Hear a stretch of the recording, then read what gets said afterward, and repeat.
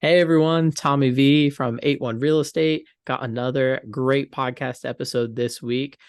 This is one of my peers and I would almost say mentors into the whole travel physical therapy profession. This is Harrison Scott. He runs the amazing Facebook page of only travel contracts over 2K. So Harrison was the second person that I ever talked to about doing travel before I even talked to any recruiters. And he got on a call with me and broke it down, like what the value was. And that was back in 2021, right around when my daughter was born. And he introduced me to my favorite recruiter. Just my most recent travel contract was with her. Her name's Kristen. She's awesome. If you need a travel contract, connect with Harrison and Kristen. But Harrison and I are both girl dads, and so we understand the struggle of travel and being a dad and all the many exciting things that come with it. Harrison's also involved in real estate, got some long-term investments, has an Airbnb out in Joshua Tree, and we'll probably touch on that at some point. So yeah, take it away, man. Awesome. Yeah, as Tommy mentioned, been a travel PT now since I graduated, so about 6.5 years ago. Met Tommy doing a coaching call about travel PT. Got him set up with a pretty good contract. He definitely hit it out of the park right off the bat, which hopefully was helpful in his real estate journey. And we found that we had a lot in common just by chatting, which was great. So it's awesome to connect in more ways than one. Probably have more in common with this guy than a lot of my own friends. So and we've never met in person, but yeah. So like Yeah, and most for both PT, of both of our wives do not enjoy talking about real estate, so this is beneficial for both of us just for the sake of our relationship. yes, good outlet. um, so yeah, so pretty classic story. Graduated PT school, weighed my options, and saw my bill, and decided to jump into travel PT, and it was great. And it was kind of the path that eventually led me to real estate because I wanted to get really educated about finances because I found myself in the biggest hole I'd ever been in and wanted to figure out how I was going to get out and stay out and create some long-term lasting wealth, knowing that PT would at some point have an expiration date for me, and I didn't. It's not something I wanted to do 40 hours a week for the rest of my life. I learned that pretty quickly in my career. So jumped into long terms originally, and then we got a short term rental last year as well. Good deal. Yeah, so that first property, were you guys living in that before you went on travel? So you kind of did the move out, rent behind situation for that first one? No, so we bought so our first two properties that we purchased, we actually ended up purchasing them right like all in the same close actually. Um, we basically classic bigger pockets, studied everything we could, every podcast. My wife was actually willing to listen to a lot of the ones that I would send her at that time. Read the books, right? Two plus years of education, right? And I was just started working home health, so it was perfect timing. I got to listen to a lot of podcasts in between patients. Decided that it was time. Really, my wife kind of pushed me over the edge, if you will, and was like, look, like we've been doing all this research, we have the money, interest rates are all-time lows, like what are we waiting for? So through bigger pockets, met a couple people, ended up getting kind of connected with a guy who does fix some flips. We ended up buying one of his flips, and then as we were getting close to like the closing table, he was like, I have another one, do you guys want this one too? And ran the numbers, and it looked really good. Ran to my lender, who was at the time kind of also like my mentor, if you will. I didn't have any good friends that were real estate people at all, so he was like, "Look, man, if the numbers work here, these interest rates, and being a newbie, like I had no idea what the interest rates really meant, right? And these both these houses were right at the 1% rule with a 3.5% investor loan. So it was kind of a home run in that regard. At the time, we thought we were just hitting singles and doubles, but both houses have appreciated a ton. Loan pay down, and we'll never, pay either of those off early just because it's the cheapest debt we'll ever have in terms of real estate. So Man, no kidding. I'm so envious. We started doing real estate in 2017, but we didn't really start hitting it hard until a little bit later on. So we closed two loans in our LLC last year, and the interest rates are, oh my gosh, they're like 6.75 and 7.325. So that 3.5 sounds so enticing. I'm definitely jealous of Absolutely. that. But I think the biggest thing for us is we just wish we would have bought more, but we were so new at the time. We were like, what are we doing? Are we making a mistake? Right. And looking back, it's like we should have bought 10. yeah, there's always that rearview mirror. But I would say for a lot of people, it's kind of what I hear a similar theme as I'm kind of talking with different people, meeting with different clients and everything, is there's definitely this learning period where you go from, I have no idea, I got to make a plan. And then you just start learning, listening, meeting people, finding mentors, that kind of thing. So it sounds like for you, that was kind of a 2+ year journey. Other people I've heard like a year and a half, some people even 3 years. So what do you think was finally that aha moment where you're like, okay, it's time to pull the trigger? Well, it was really my wife saying, "Look, man, I listened to your podcast, I read your books, and are we doing this or are we not doing this?" And I think really the aha moment was probably like when I sat down and I looked at our finances, because we definitely learned a lot of finance first, right? We wanted to figure out a debt, repayment strategy. We wanted to wipe it clean, so we ended up refinancing our student loans, which when COVID hit made us kind of look silly because nobody was making payments and we still had to pay. But really low, like that was like a 2% interest rate at the time we refinanced, so it ended up working out. But from the finance standpoint, I started running numbers on a spreadsheet. Right? I got super nerdy and was like, all right, well, if I just keep investing in index funds, and I saw what the trajectory looked like, and it looks great. If you take the 7%, right, is like, after inflation, even though that number is obviously bigger now with how inflation is, but I just saw what the trajectory would look like, and it's linear, but it takes a lot longer, right? And real estate is a way to expedite that. And when I looked at like kind of following off of the 8% rule for real estate versus the 4%, the 4% rule for index funds, when you start drawing down, real estate just seemed to be the clear winner. And so we definitely still like the stock market, but we definitely favor real estate investing more heavy now than we did. Yeah, So the aha so we can moment was actually Spreadsheet spoke. Yeah, so we can circle back and touch on that, the 4% rule and the 8% rule. I kind of made like a short video. I don't think anyone watched it, so I'll probably make another one. But that 4% rule is really, really, really crucial. Kind of the rule of thumb is that if you have traditional retirement vehicles, stocks, bonds, that kind of thing, and once you're old and you're trying to draw on your retirement, you can only draw about 4% off of it to kind of make not to make the principal continue to be okay, basically not strangle the goose for the eggs. And so just for real And numbers, never if you run out. have right, and not run out. And so if you have $1 million in investment, 4% is only 40,000 per year. And if you did the Roth IRA route, that money comes back out tax free. If you did the pre-tax 401k traditional IRA route, you're going to get taxed on that 40K like income. So then that $1 million suddenly is not giving you a whole much per month. Kind of on the flip side, if you have $1 million in real estate, I mean, and there's a lot of variability there, but if you have a cap rate 8% and above, you're going to draw that 8% plus cash flow, and it's not going to run out. So $1 million in real estate giving you $8,000, $80,000 a year minimum.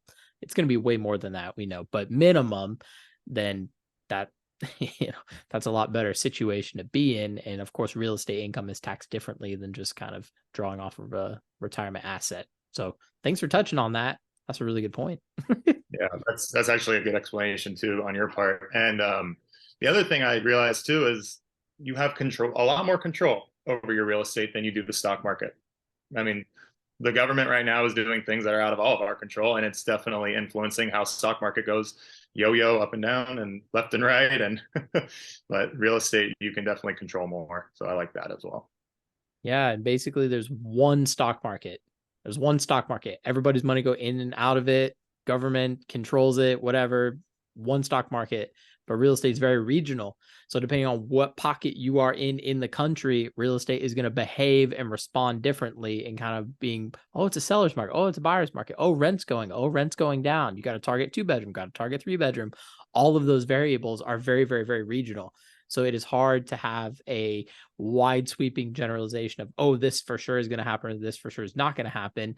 You're exactly right. You have a high level of control. If you know your neighborhood or the market that you're investing in, and you know it in and out, you're able to catch on to those changes a lot quicker than, the stock market. It is kind of a flip of the coin there sometimes. Definitely. Yeah. So what kind of made you transition from, okay, we have these long-term rentals, we're out of state. That's a good point to make as well, that you guys are out of state long-term rental investors, which is very impressive. Running your business like a business. I'm a big fan of that.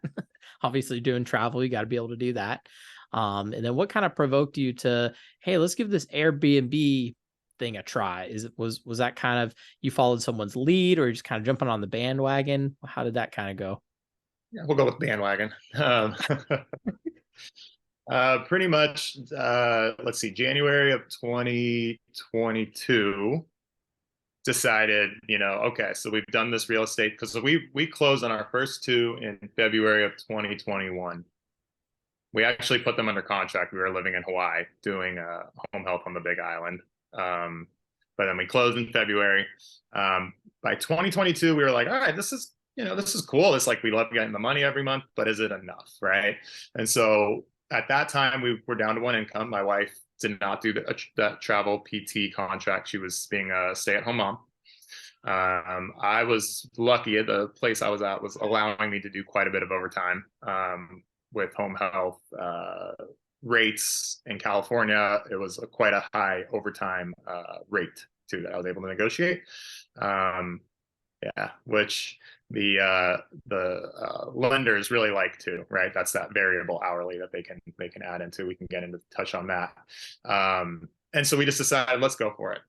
Let's do the Airbnb. So I took the class, Bigger Pockets. It was actually run by Tony Robinson, right? Well-known podcaster.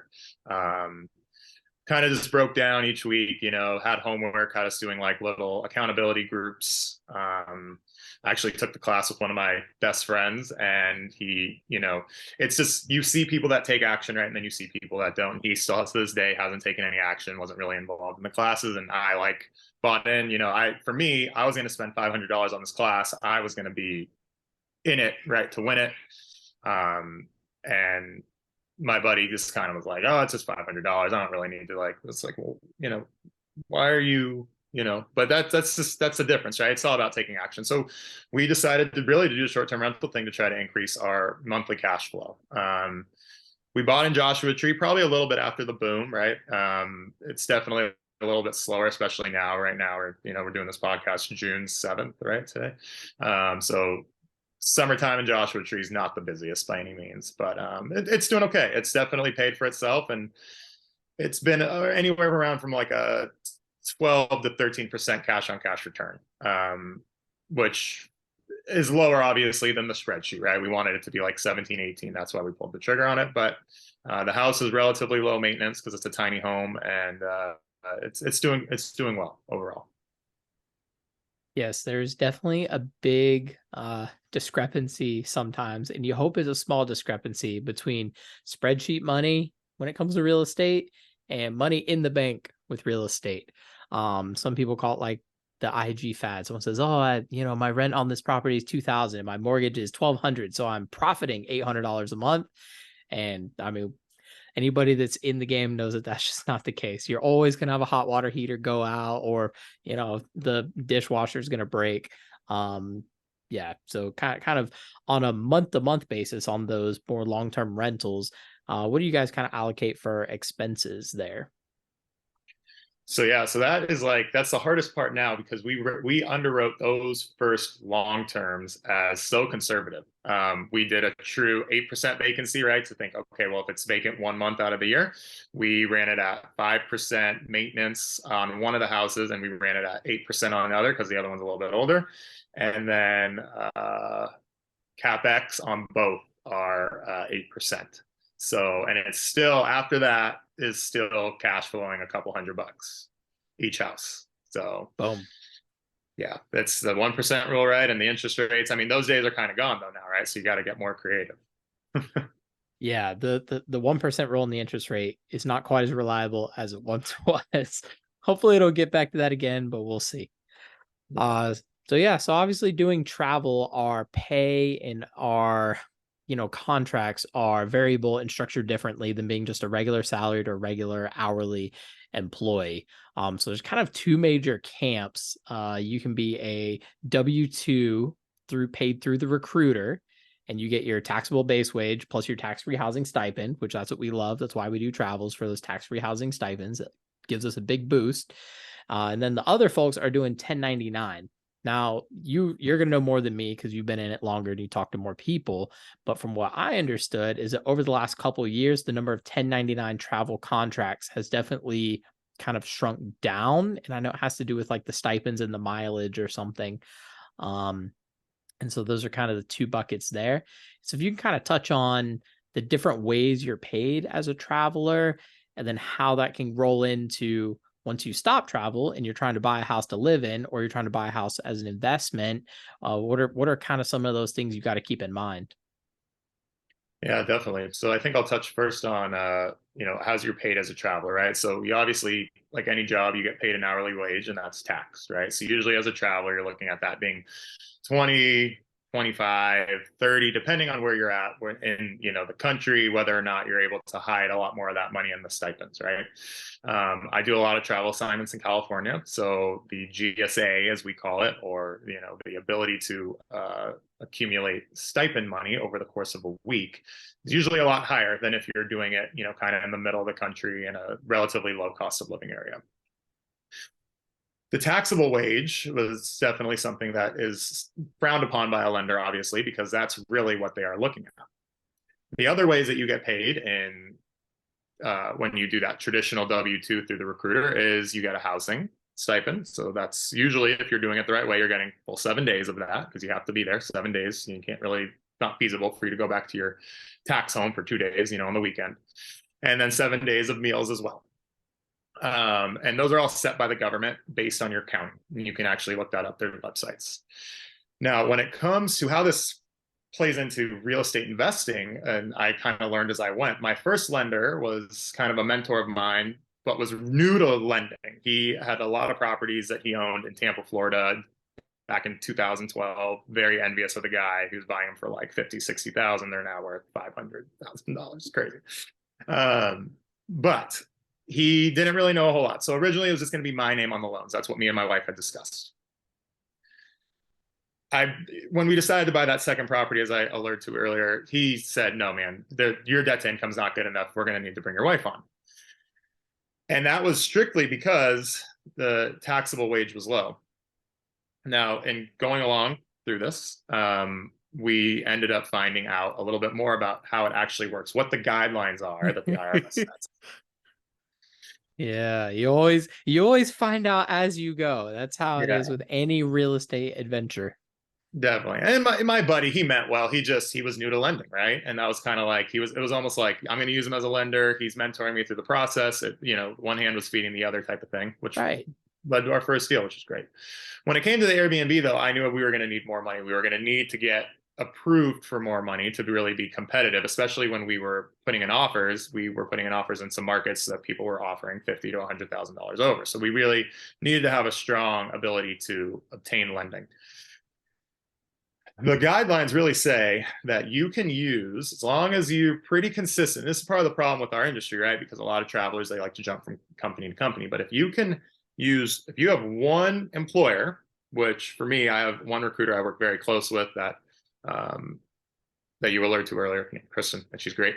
Yes, Kristen's the MVP. Yes, shout out Absolutely. for sure. And that they like to see, like anything, they like to see that you have been employed with the same employer for longer periods of time and not jumping all around. So that was in my benefit. The other thing that was in my benefit was I was able to find a lender who read the guidelines and saw that you can actually utilize the housing portion of the stipends as long as it is consistent over the course, and he did some kind of weird average out thing.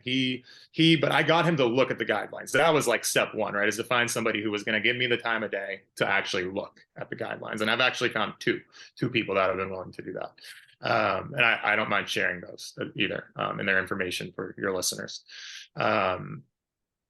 So that was number two. Number three was, fortunately, that little side hustle that you were a part of, when I mentor people and I get a referral bonus in exchange for, getting people hooked up with good travel jobs and teaching people. That offered me a bonus, and the lenders really like to see the bonus, right? And then the fourth component was overtime. I did have quite a bit of overtime.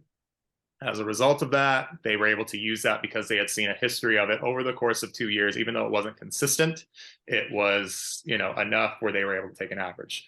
So with all those factors, I was able to look to a lender more like a traditional W-2 physical therapist, if you will, versus a traveler. And as a result, we were able to get a significantly higher amount for lending purposes.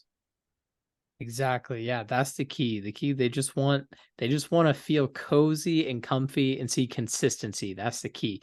So if you can sell the story that you're having variable income, and all we mean by variable is you can say like, okay, I make $30 an hour, $50 an hour, and sometimes I work $20, 20 hours or 30 hours or 40 hours. That would be the hourly portion is variable.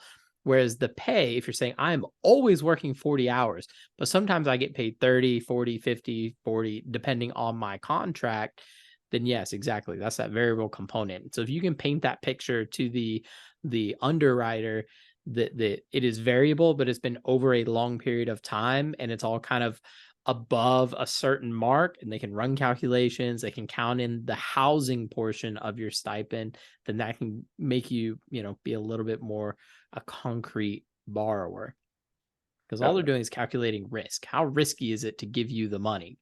And so that's all they're trying to figure out. So you just got to make them feel comfy. And what ended up helping too was the fact that we owned other real estate and that it had cash flowed, and we were able to prove that on a tax return. So that helped our debt to income as well. Exactly. That was something I was going to touch on too, is that another way to get more income is by having an asset, an income producing asset that you can put on paper. Exactly. So if you're someone that is living in a house and you're thinking about going to do travel, obviously you need a tax home, so you can find a new tax home, but you can still rent out your house if you're able to find and establish a new tax home. You can rent out your house, and then you have that income underlying the whole time that you're traveling. So you are generating something. You're saying, hey, I have this asset. It's cash flowing on top of my wages that I'm earning. And then you are a much more well-rounded, borrower, because you have income from multiple places that's real and on paper and on tax returns, because that's what they like to see. Absolutely. And I did look into too, in terms of renting your own primary residence as a traveler. Obviously, check with your CPA. This is just a conversation, right? Not. Oh yeah, disclaimer: we're not lawyers, we're not tax people, and this is just educational purposes. from, from my understanding, you can rent out your primary residence as a traveler as long as you have a room and you don't rent that out, and you can return to it and all that stuff. But obviously, do your own research first. But that's my understanding of it. So. Yeah, or you can find a buddy or a family member and rent a room out of their house as well. You just have to have a tax home. It doesn't necessarily have to be your tax home. Gotcha. So we talked about travel, a little bit of housing, a little bit of Airbnb. Gotcha. So as your real estate journey has progressed, and kind of some of those podcasts, books and things, what would you say are the top 3 books for someone that's trying to get into real estate, or just kind of get an understanding or kind of a game plan? What are some top books you would kind of point people to? Okay, that's a good question. I think it would depend on where they are in their journey, right? So the most common book that I would tell, the one that changed my mindset really, because I originally read the Total Money Makeover by Dave Ramsey, right? And that was like a mindset shift. Yeah, no, I hear you. But then what did I read next? What undid everything Dave Ramsey was Rich Dad, Rich Dad, Poor Dad. Exactly. So literally, good friend of mine who's from PT school, they're asking me all about real estate at a wedding I was at a couple weekends ago, and I literally just ordered them the book and sent it to their house because I was like, before we even go forward, like you guys really need to take a look and understand what an asset is and what what good debt and bad debt are, and you need to understand it. So I think that is definitely always on the top of my list.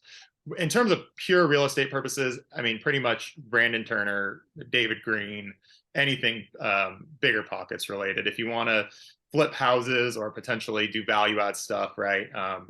The book on Burr investing, we haven't dabbled in that at all. But as we think about having the next child and potentially scaling back to a little bit more part-time work, that's definitely something we are interested in. And the book on I believe it's just called the book on or the Burr Method by David Green. That's a really solid read. But if you're just getting started, just like the beginner book by Brandon Turner is a really good starting place. Cool. I love that. I love those recs. Yeah. So everyone in the real estate community always loves to blast Dave Ramsey, but I do kind of have to give the guy a break a little bit, because if your finances are an absolute dumpster fire and you have new cars and a bunch of credit card debt, then no, real estate investing is probably not in the immediate future for you. Like there is a certain level of financial competence and responsibility and organization that you do have to get in line to allow you those opportunities. So yes, there is good debt or smart debt. Some people call it smart debt. It pays for itself and everything. But yeah, so I'm not 100% Dave Ramsey hater all the time. For, for me, I came out of PT school 180K in the hole. And a lot of it was, there was actually quite a bit of, not a lot of it, a lot of it was student loans, but there was a good amount of credit card debt too. And like nobody just really taught me anything. So for that purpose, reading that at that time point was like the perfect book because it was just aggressive, get rid of this, every dollar was going to it. I was working 7 days a week right out of PT school. So like 5 days a week at a travel contract and then 2 days a week doing PRN at a skilled nursing facility. And yeah, I mean, that's the grind that he's definitely shifted the mindset, but then Robert Kiyosaki undid a lot of that. So Yeah, exactly. You just got to have a longer time horizon, think bigger, think about, my legacy and things like that. And then that really kind of makes real estate a very clear path. It's time tested. A lot of people have used it for a long, long, long time. It's always going to be there. For your kind of how you got started in real estate investing, we talked a little bit about travel. If you want to find out more about travel, connect with Harrison or find me and I will send you to his Facebook group. You can book a call and Harrison will show you the way that you can make over 2K on travel contracts without much difficulty. My contract in South Carolina was $27.94 a week. So Harrison hooked me up and it was awesome. Anyway, so now you got the two long-term rentals, the Airbnb and Joshua Tree, and kind of what are you kind of prospecting as kind of your next real estate move? Because the market has changed, the financing has changed. What are you kind of looking at now? Well, we're building a time machine and we're going to go back to 2021. No, yeah, so good question. We've recently been exploring mobile home parks. Found a podcast through a mentor and just been kind of diving all in. And it's an interesting niche because while it's not the sexiest form of real estate investing, you think mobile home park and I treated in a lot of mobile home parks. Some are great. Some are really, really nice, wonderful amenities and really nice people, great neighbors and everything. And some are obviously, the name the rap that it gets is very true. But cash on cash returns with mobile home park investing is significantly higher than what you are going to see for a traditional single family home right now. It's even higher than a lot of the Airbnbs when there's opportunities to value add. So are you familiar with like the Cody Sanchez business model of buying boring businesses that you can add value to? I'm not familiar with yes, is she the coin laundry, dry clean, janitorial Car service wash, lady? Yep. Yeah. Yeah. So, Don't buy something restaurants. boring and consistent, but put your own spin on it. Yep. And I'll put an operator in place, and, I'll do a couple things. I'll get on social media. I'll increase revenue. I'll have people easier for people to find us, improve advertising, things like that. So recently been diving into her stuff quite a bit, and how it parallels with mobile home parks is there's a lot of value add opportunities in mobile home parks. A lot of these, kind of what Cody Sanchez is talking about, is this boomer idea of all this wealth is going to be transferred over the next 10 to 15 years. Something like 10,000 boomers retire a day right now, which is just crazy to think about. Hey, and bring the dog on for a guest appearance. Oh, So we got the the pup. yeah. Whoa, what's up? Maybe now she'll be quiet. So 10,000 boomers are retiring a day. And so a lot of these mobile home parks are like mom and pop owned. They've owned them for 20, 30 years. They've never done a thing to them. They're not even individually metered. They're on city utilities, but they're covering all the utilities themselves. They're not billing them back to the tenants. Really simple things that you can do that will instantly increase your cap rate or instantly increase your cash on cash return. And now you're talking buying something that's valued at $750,000, let's say, for 100 space park, and as long as there's not a whole lot of infill, basically doing very little things like selling a home to the tenant so that it's off of your business sheet, and the tenant is now responsible for like a mini mortgage that maybe your seller financing, and it's very easy to manipulate that and become more attractive to a bank, by getting costs off your sheet, putting them onto the tenants slowly over time, getting up to market rents, things like that. There's so many opportunities. Some of these parks, for example, my mentor recently got an email for a 40 space park that was valued at $1 million. And of that, 25 of the homes were tenant owned. So instantly, if you can just flip another 10 of those over maybe 2 or 3 per year, because it's hard to do, and get the rest of those off your sheet, the bank instantly thinks you're worth more money. And you can even refinance that in a couple of years, get all the money that you put into it back, and have this great cash flowing asset. Yeah, so it's important to highlight that when you're thinking about apartments, big multifamilies, mobile home parks, that is more in the commercial underwriting category. And so the bankers and the lenders look at that completely differently than a house and a regular like FHA mortgage. It's a whole different calculation. The only thing that matters, there's only one thing that matters. What is the revenue? Well, how much revenue is it bringing in? How many units are there? And then, ta-da, that's the value of the property. So if you have 40 units, for example, easy math, bringing in $1,000 a month, and you increase that to $1,200 a month for those 40 units, the total, you increase your revenue $20 per unit, but that is going to hugely impact the overall value of the mobile home park just by making a $200 shift. So you're saying like making those small changes of, okay, instead of me paying the utilities, if I have the tenant pay the utilities, okay, that's probably, $100 or less a month, but times 40 people, 100 people, however big the park is, that decreases your expense hugely, which makes your revenue look bigger on paper. Yep. You said it a lot better than I did.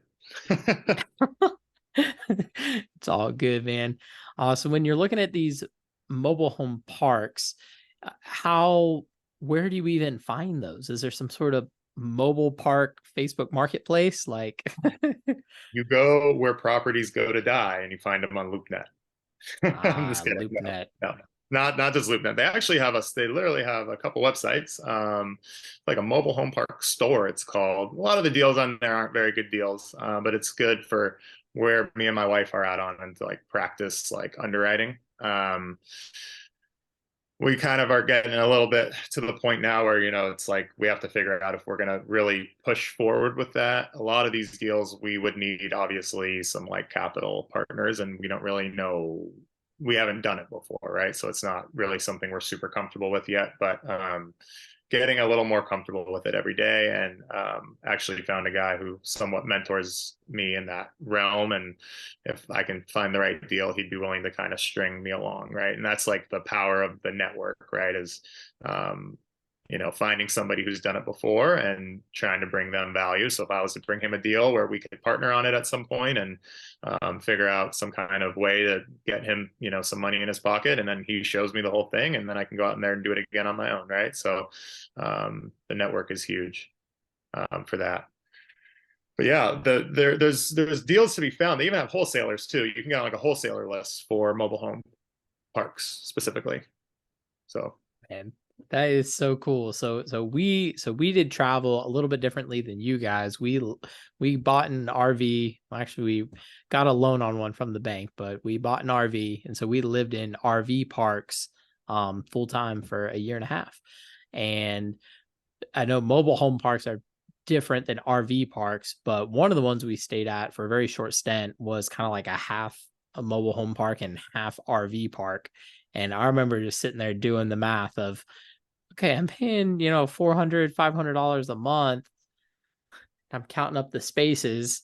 And I'm like, oh my goodness, this is an insane amount of cash flow. Even if they had a loan on it, you would make your money back really quick.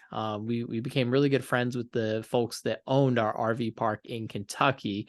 It was a high end. It was on the lake. It was a super nice facility they had there, and pretty much all the people were repeat customers. They would leave their RVs there and during the week, and then they come back on the weekends to treat it like a lake house.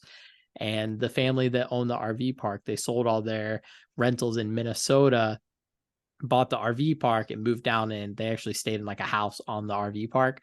But they said the average RV park makes all its money back in 7 years.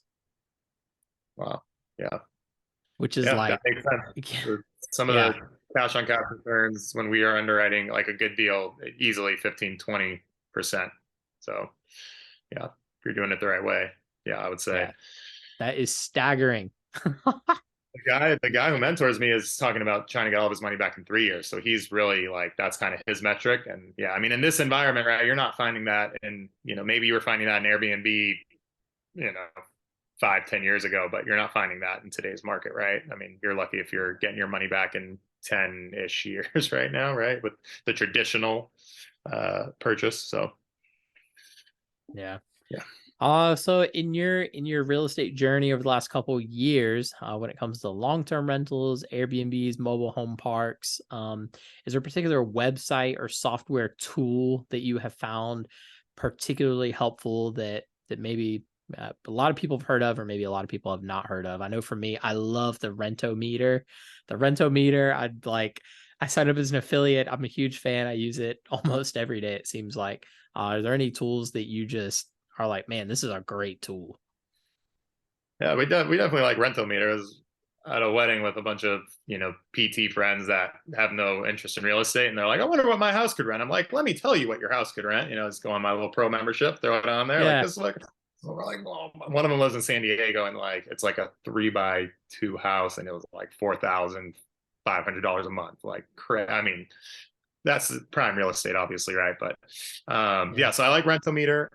Definitely utilize that for long-term stuff. Love the Bigger Pockets calculator for the long-term, their rental calculator. I am a pro member, and I definitely find a lot of value from all the Bigger Pockets stuff. Whether you're going to plug in like the Burr calculator.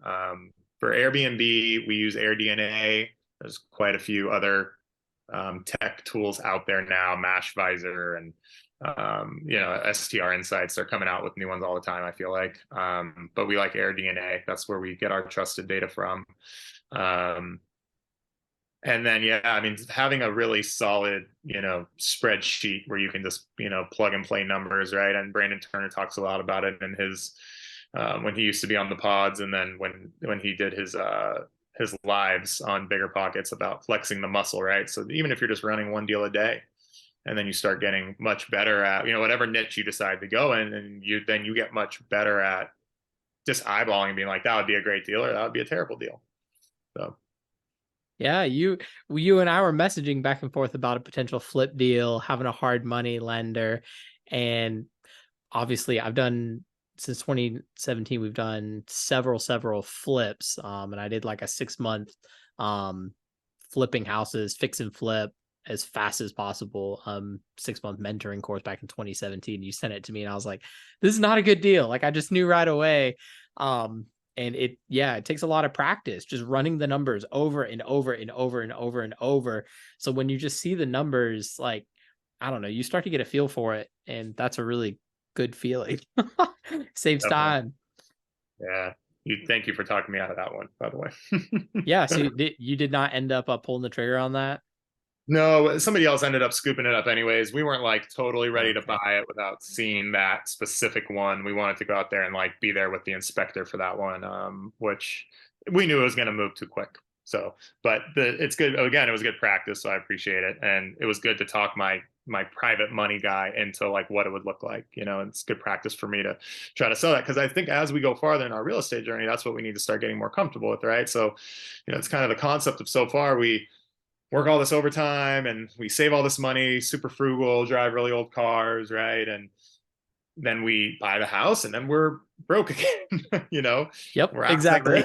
cash broke, and there's nothing wrong with that, right? There's people who write books on that, one rental at a time, and those are, it's a great book, and I think that's Chris Carson or Chad Carson, but No, one rental time is Michael Zuber. I love Michael Zuber. yes, yes. But yes, he's all like, no life creep. Like you should have a beat up Honda until for like 15 years. And it's like, all right, well, there could be some middle ground, maybe. Like you probably don't need to go get a Tesla, but can we Like, like go to dinner? Like, well, yes, we do. We definitely go to dinner, but I drive a car that has 290,000 miles on it that I've owned since I was 16. So yeah, I'm definitely keep in it that going. camp, but it's not broken. We're not fixing it type of thing.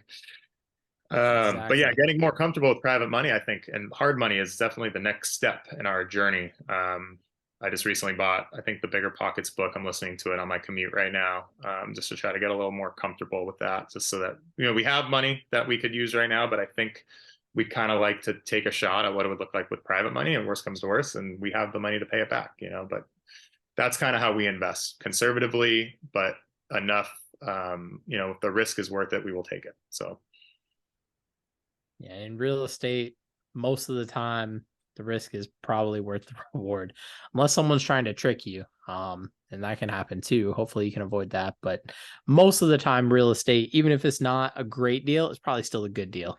Even a house that you're losing money on per month and a cash flow, highly not recommended. Don't do that on the front end. But if you accidentally get trapped in one, there's always going to be an exit strategy on the back end. yeah, it's forgiving for sure. Um, Exactly. What would you say to someone that's feeling overwhelmed with all of the different real estate options of Airbnb, long term, midterm, mobile home parks, hard money, wholesaling, fix and flip, burr? Like how would you kind of what I'm trying to figure out is how can I create a framework of like how much money do you have, how much time do you have? Are you trying to get a long term benefit or a short term benefit, and kind of help people sort through and like decipher down which might be a good match for them? Do you have any advice for someone kind of feeling overwhelmed by all these different options? Yeah, definitely. I don't know if I have the perfect answer to that, but I think it kind of depends on the person, right? I think that if you are somebody who is really lost as to where to start, and you are currently renting, maybe you're a travel PT, right? Because that's kind of the circle that I definitely do run in. Maybe you contemplate going perm. I mean, we're going to go perm probably for the second child, and we will house hack, right? And that's definitely a really solid way to learn as like, is real estate even for you, right? Because you're buying a house and you're renting out rooms, or you're buying a multi-unit and you're renting out the other units, and you're seeing what does it look like to be a landlord. Some people really just don't like being landlords. They love real estate, but they hate being a landlord, so they would much rather just loan money, right? Or like buy Fundrise shares or something like that. And they like the idea of real estate, but they don't want to necessarily be in the day to day. So I think house hacking is definitely where I usually, if like somebody approaches me as well, that's where I would start if I could start all over again, knowing what I know now. It's the lowest money down, least skin in the game. There's a ton of exit strategies with house hacking. Um, I think if you were looking to do more of like a short-term gain, then you probably, I mean, if you have the time, right? That's the big thing. We're healthcare workers. We have to be face to face with human beings, right? So it's not like we can be like working, right? And, just typing up an email while also like finding houses or talking to wholesalers or whatever. If you have time, then definitely you can probably try your hand at, more like the fix and flip type of thing if that's like something that interests you. But I would say be open to all of it and then learn about it Right. and decide what, really piques your interest. Jump into that. So, Exactly. You kind of like got to let the deals come to you. You kind of got to reach a certain point where you kind of let the deals come to you, because every house you're going to have to do a different strategy, because there's in very few cases are there houses that check all the boxes, cross all the T's, dot all the I's, and fit into this little parameter here. Everyone always talks about a buy box. And I think, yes, having a buy box is important. So you have focus on like what your strategy, what you're going for. But at the same time, this market is changing, and it's changing fast. And the people that can be the most adaptable and most creative and have the most tools in the toolbox, those are the people that are going to win. And so being able to have some level of adaptability of, okay, this strategy is not going to work on this. The numbers don't work. Okay, what about this strategy? And of course, you got to have a lot more education, a little bit more experience, and a little bit more guidance. But I think that at the end of the day, that's where most people should want to be. If you're going to go full time, that you want passive income and you just want to do real estate, that's how you got to get there. definitely.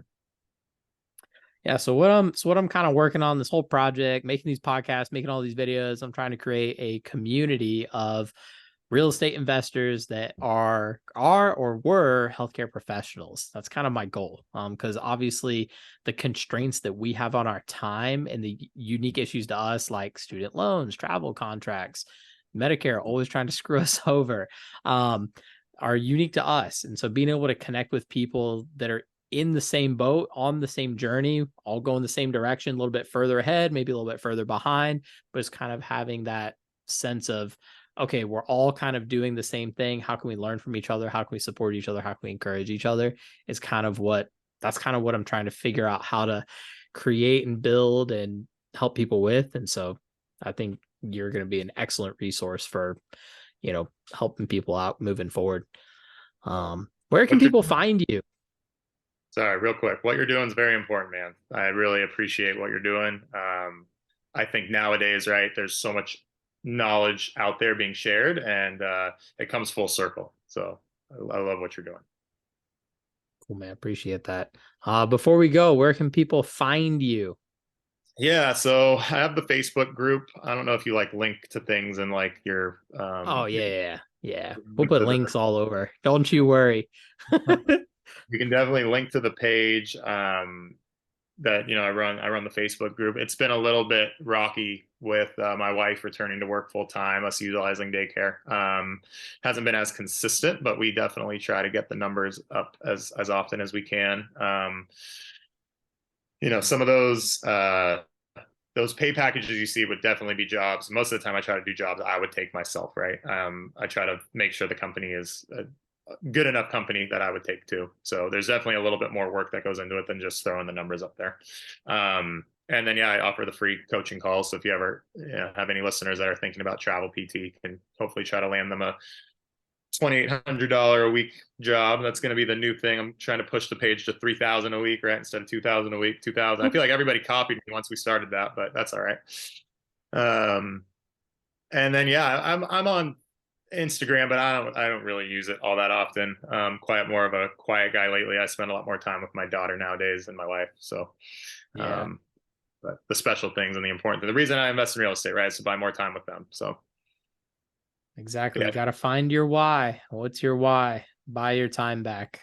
definitely Exactly. check out the Facebook page and hit me up for any coaching calls for sure. Sweet. Cool. All right, man. Well, I appreciate your time.